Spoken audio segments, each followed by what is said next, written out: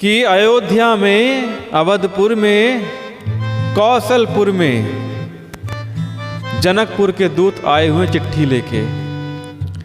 जब राजा दशरथ ने उनसे पूछा कि भैया आपने उन्हें कैसे पहचाना, तो दूत बड़ा अच्छा जवाब देते हैं। कहते हैं कि भला सूर्य को भी दीपक दिखा के पहचाना जाता है?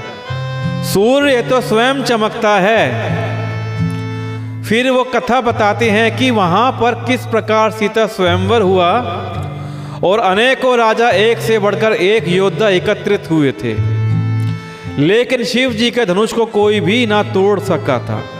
तोड़ तो क्या, कोई उसको हिला भी ना सका था, तिल भर भी ना हिला सका था। सारे बलवान वीर हार गए।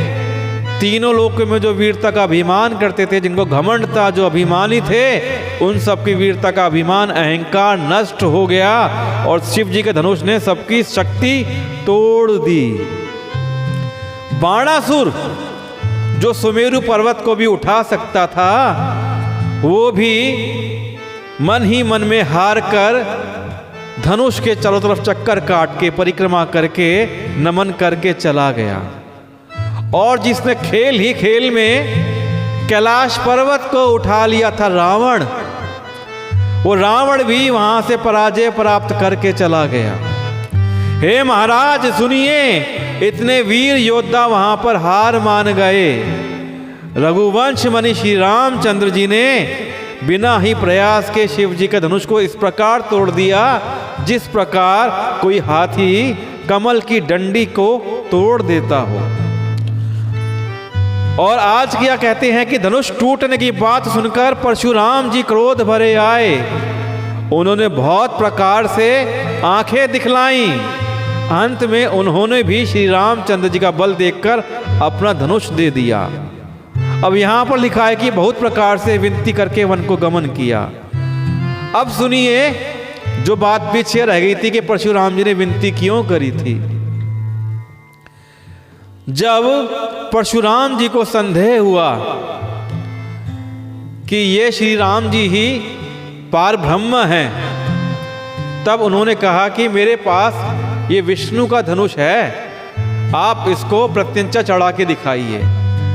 और वो धनुष स्वयं ही श्री राम जी के हाथों में चलकर पहुंच गया, उड़कर पहुंच गया, जिस प्रकार भी आप कहना चाहें। यह देखकर परशुराम जी का संदेह तो दूर हो गया। अब श्री राम जी ने अपना अस्त्र उस प्रत्यंचा चढ़ा के उस पर शस्त्र चढ़ा दिया, तीर चढ़ा दिया।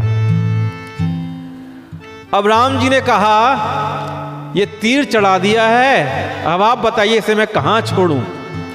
इसे देखकर परशुराम जी डर गए। उन्होंने कहा कि मैं आपका क्या करूं बताइए, ये तीर तो अब चल के ही रहेगा, ये तीर नहीं मानेगा, क्योंकि इसकी लाज तो रखनी पड़ेगी। तो परशुराम ने स्वयं विनती करते हुए कहा कि हे राम, आप इस तीर को चलाकर मेरे अहंकार को मार दीजिए, जिससे मेरी कीर्ति खत्म हो जाएगी। और श्री राम जी ने तीर चलाकर परशुराम जी के अहंकार को नष्ट कर दिया, उनकी कीर्ति भी नष्ट हो गई। इसके बाद परशुराम जी श्री राम जी का गुणगान करते हुए 9 बार जय जयकार करते हुए वन को गमन कर गए तपस्या के लिए। हे राजन, जैसे श्री रामचंद्र जी अतुलनीय बली हैं, वैसे ही तेज निधान फिर लक्ष्मण भी हैं, जिनके देखने मात्र से सारे राजा लोग ऐसे कांप उठते हैं जैसे हाथी का झुंड शेर के बच्चे के सिंघाड़ने पे डर जाता है।